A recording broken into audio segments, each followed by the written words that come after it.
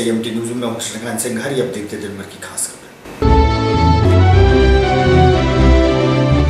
अंतर्राष्ट्रीय विकलांग दिवस पर खेल स्टेडियम में विकलांग बच्चों ने चित्रकला प्रतियोगिता में लिया भाग, वहीं सांस्कृतिक कार्यक्रम में दी प्रस्तुति।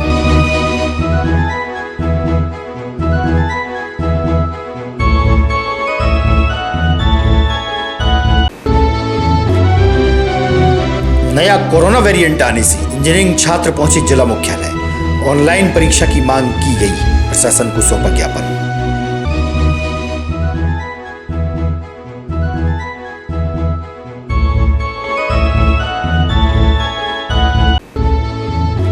धान के दाम कम होने से नाराज किसानों ने कृषि उपज मंडी मिर्जापुर रोड पर किया चक्का जाम। विधायक पहुंचे किसानों के समर्थन में, प्रशासन से की वाजिब दामों की मांग।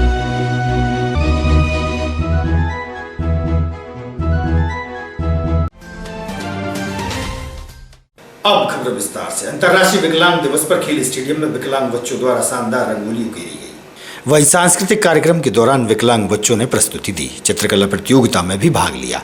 इस मौके पर भाजपा के वरिष्ठ नेता मुकेश टंडन, जनपद अध्यक्ष रामदेवी ठाकुर, अतुल्य शाह एवं सामाजिक न्याय विभाग के अधिकारी भी उपस्थित रहे।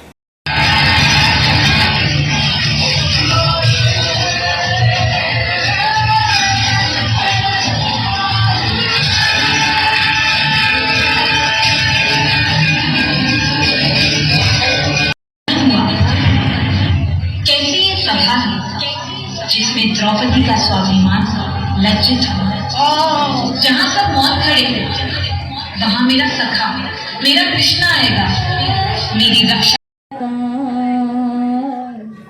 जिंदगी तारों भरी एक रात में तेरे खत पढ़ेंगे, साथ मेरे कोरा जो ना रहे। आज विश्व दिव्यांग दिवस है 3 दिसंबर।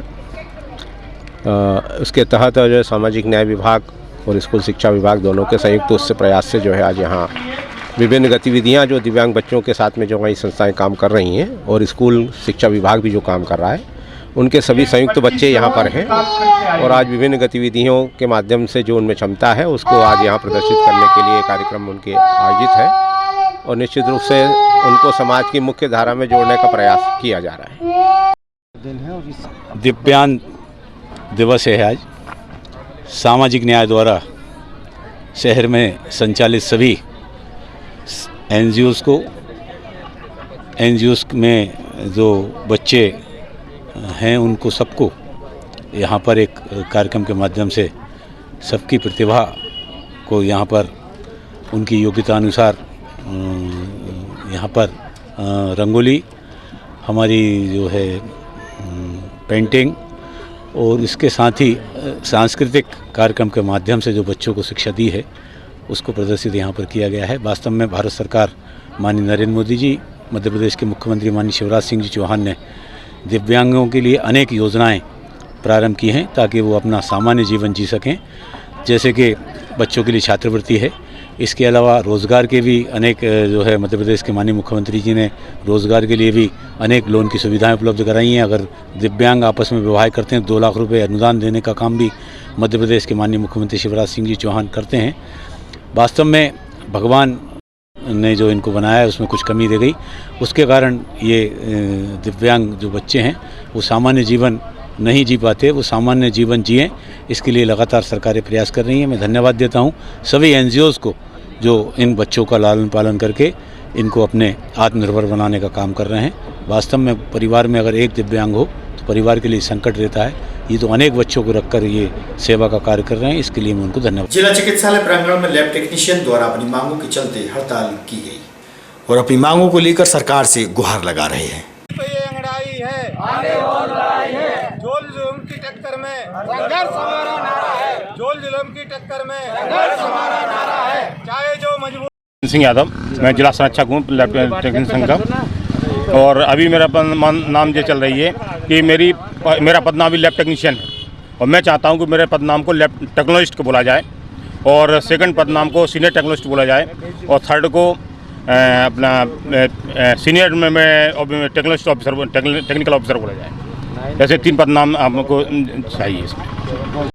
मैं समस्त मेडिकल लैब टेक्नीशियन एसोसिएशन का जिलाध्यक्ष हूँ विदिशा का, और प्रांत स्तर पे आज हमारा जो है सभी लैब टेक्नीशियन संगठन धरना प्रदर्शन कर रहा है 1 दिवसीय।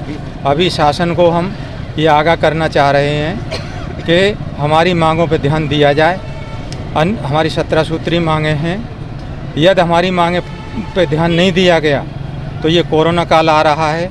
इस बीच में हमारे लोगों में आक्रोश रहेगा तो स्वास्थ्य सेवाएं भी प्रभावित हो सकती हैं, क्योंकि हम अपना पदनाम चेंज करवाना चाह रहे हैं जिसमें शासन का कोई खर्चा नहीं है। दूसरा, आज तक लैब टेक्नीशियन जहाँ से भर्ती होता है उसी पद से रिटायर होता है। शासन समय मान तो दे रही है, परंतु हमारे पदनाम प्रमोशन चैनल हमारे लिए नहीं बनाया। एसएटीआई कॉलेज के विद्यार्थी कोरोना वेरिएंट आने के चलते जिला मुख्यालय पहुंचे, जहां प्रशासन को ज्ञापन देकर ऑनलाइन परीक्षा कराने की मांग इंजीनियरिंग छात्रों द्वारा की गई। माता की छात्र संगठन जिंदाबाद, छात्र संगठन जिंदाबाद, छात्र संगठन जिंदाबाद, भारत माता की जय, भारत माता की जय। मैं जिलाध्यक्ष इंजीनियरिंग छात्र संगठन विदिशा। हम एक माननीय मुख्यमंत्री जी के नाम माननीय कलेक्टर जी को एक ज्ञापन दे रहे हैं। इसका विषय है कि ऑनलाइन परीक्षा ऑफलाइन परीक्षा का जो गाइडलाइंस आई हैं उनको ऑफलाइन परीक्षा कराने के लिए ज्ञापन दे रहे हैं माननीय कलेक्टर महोदय को। गहन मर्मता के साथ आपकी बात प्रकट कर रहा हूं। मैं जिलाध्यक्ष इंजीनियरिंग छात्र संगठन विदिशा, मैं अपने सभी सहकर्मियों के साथ आपको एक विषय से अवगत कराना चाहता हूं। ये बात मेरी नहीं है, यह बात लाखों छात्रों की है।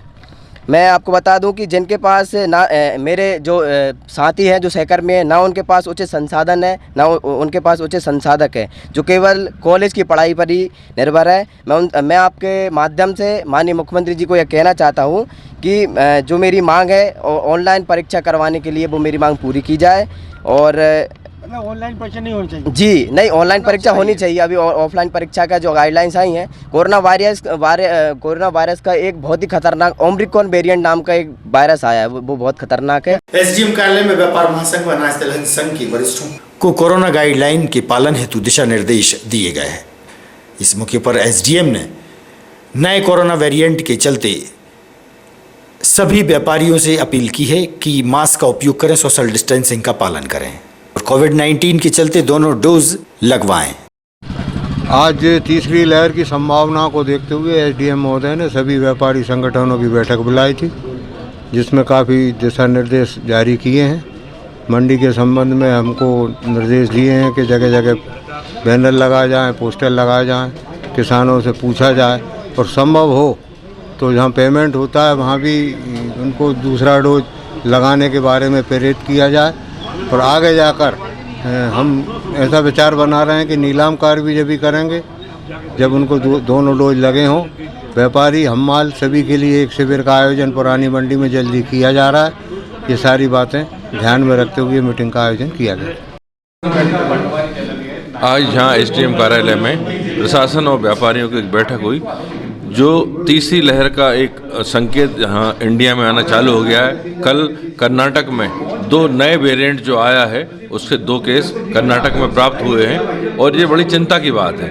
तो मेरा सभी नागरिकों से निवेदन है कि सेकंड डोज ही, वैक्सीन से ही आप अपने आप को जीवित रख सकते हैं, बचा सकते हैं।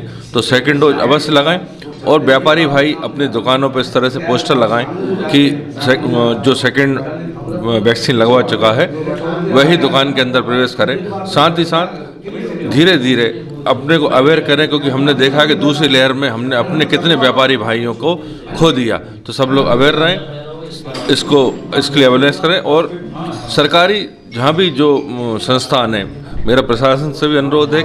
किस तरह की बात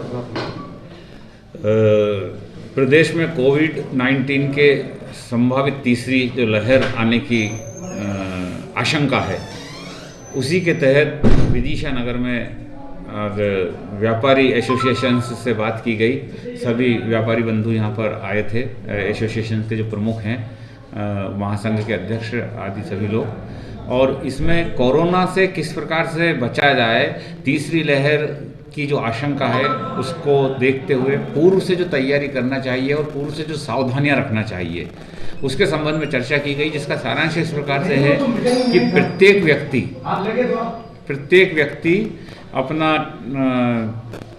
दूसरा टीका लगवा ले और घर से जब भी बाहर निकले मास्क लगाकर निकले, सैनिटाइजर का उपयोग करें, बड़े शहरों की यात्रा कम से कम करें, यदि आवश्यक है तो ही यात्रा करें, अन्यथा यात्राओं को टालें और अपने आप को और अपने परिवार को सुरक्षित रखें। सरकारी सुविधाएं न देने के लिए अपन किस तरीके से अपन उनको प्रेरित करेंगे?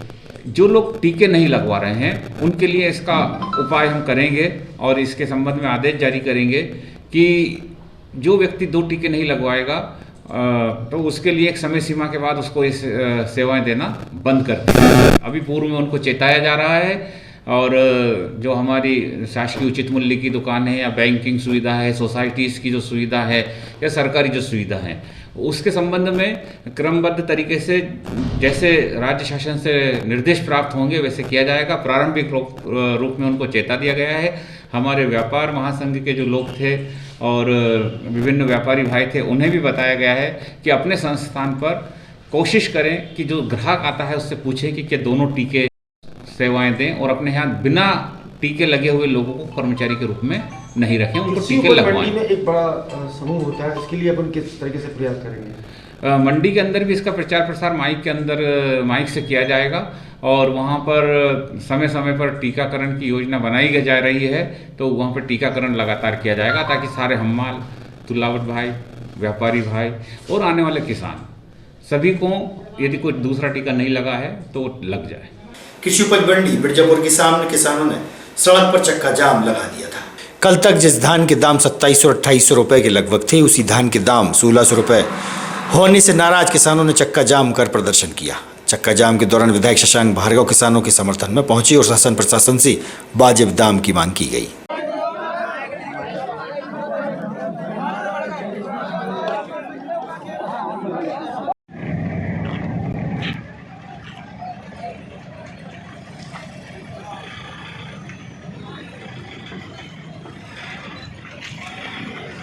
तो नहीं कर सकते, सारे किसानों का खरीद रहे हैं। अब सर आपने बोला वापस ले जा सकते हैं। हाँ, 60 किलोमीटर दूर से इतना हमको बचत वापस लेके जाएंगे, फिर लेके आएंगे, इससे नहीं, ये मेरा ये कहना है कि यदि हमको नहीं जम रहा है किस्सा, किसानों ने अपनी मांगों को लेकर चक्का जाम कर दिया है, क्या? आज इस मंडी में किसान लोगों ने जो है भाव से असंतुष्ट होकर के और चक्का जाम किया था। हमने यहाँ व्यापारियों को बुला करके किसानों के साथ बैठ कर के बातचीत की है। उसमें नतीजा सामने इस प्रकार आया है कि व्यापारियों का कहना है कि ऊपर से भाव जो इंटरनेशनल थे वो डाउन हो गए हैं, इस कारण से वो अधिक भाव में ख़रीदने में असमर्थ हैं। तो लगभग 300 से 400 रुपया भाव गिरना वो बता रहे हैं और इस कारण से जो है भाव में मंदी आई है। और किसानों का ये कहना है कि नहीं, पिछले दिनों में जो भाव चल रहा था तेज़ी से उसी भाव से ख़रीदा जाए।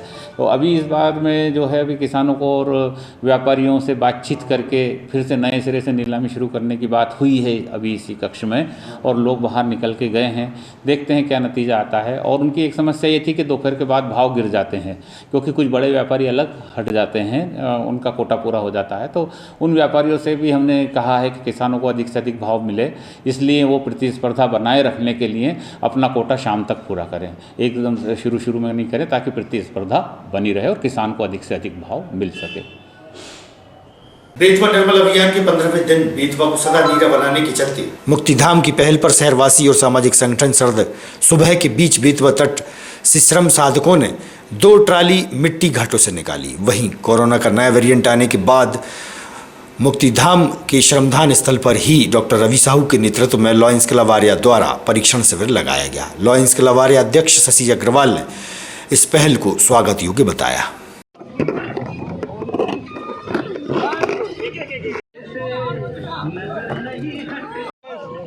डबल मेहनत करा रहा हूँ,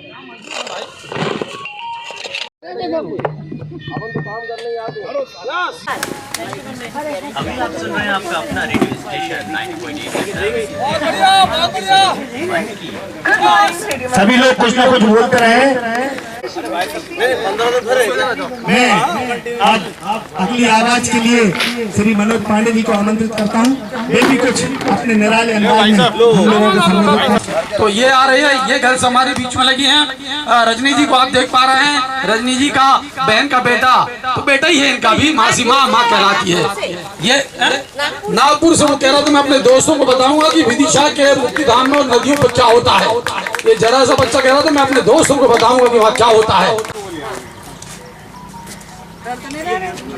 नहीं अरे पहले इसको करा रहे थे अपन, नामदेव जी का। बहुत बढ़िया, नामदेव जी का फोटो ले लो भाई। क्या है क्या है? स्वास्थ्य परीक्षण, रक्त परीक्षण, शुगर परीक्षण सारा है। संतोष नामदेव जी 15वें दिन पर विदिशा के समाजसेवी संगठन, शैक्षणिक संस्थान के लोग मौजूद हैं, खास तौर से छात्रावास की गर्ल्स और उनकी अधीक्षक हमारे बीच में मौजूद हैं।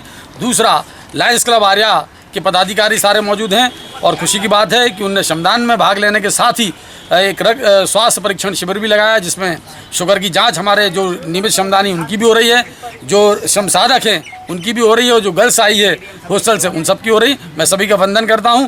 इसी क्रम में अगला शनिवार जो आ रहा, कल शनिवार जो आएगा, ऐसे ही सब क्रम से संगठन आते जाएंगे। अपनी जीवनदायिनी बेतवा के लिए मैं बार बार कहता हूँ, एक सुबह और एक दिन तो अवश्य दीजिए। बहुत ही सम्मान के साथ मुक्तिधाम सेवा समिति के सचिव श्री मनोज पांडे जी ने बुलाया। सर्वप्रथम तो मैं उनका आभार व्यक्त करती हूँ कि मनोज भाई साहब आइए प्लीज़ आप सबसे पहले कि उन्होंने आज हमको यहाँ पर बुलाया और इस योग्य समझा कि लायंस क्लब विदिशा आर्या भी अपनी आहुति इस श्रमदान में दे। अब मैं आती हूँ कि पर्यावरण जागरूकता अभियान के अंतर्गत आज लायंस क्लब विदिशा आर्या ने कपड़े के झोले वितरित किए, खास करके इन बच्चियों के लिए जो आने वाली पीढ़ी को मार्गदर्शन भी देगी। और स्पेशली क्योंकि कोरोना की तीसरी लहर का आगमन जैसे धीरे धीरे होता जा रहा है और बेंगलोर में अभी कर्नाटक में हमको 2 केस भी मिले हैं, तो फिर से एक ऑक्सीमीटर को हमको अपने नियमित प्रयोग में लाना चाहिए। उसी के तहत आज यहाँ पर ऑक्सीमीटर से सभी के ऑक्सीजन की जाँच भी होगी। धन्यवाद, thank you so much. Madhavganj क्षेत्र शिव मंदिर के पास प्रजापिता ब्रह्म कुमारी ईश्वरी विश्वविद्यालय द्वारा एक कार्यक्रम का आयोजन किया गया।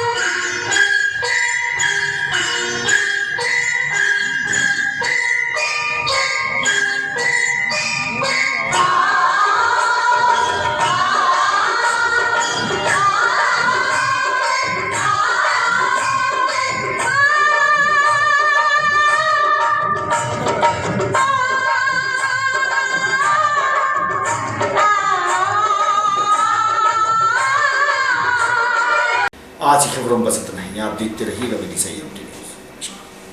हमसे जुड़े रहने के लिए हमारे YouTube चैनल को सब्सक्राइब करें और नई वीडियो की नोटिफिकेशन के लिए बेल आइकॉन को दबाएं। अगर आप ये वीडियो Facebook पर देख रहे हैं तो लाइक जरूर करें और ज्यादा से ज्यादा शेयर करें। धन्यवाद।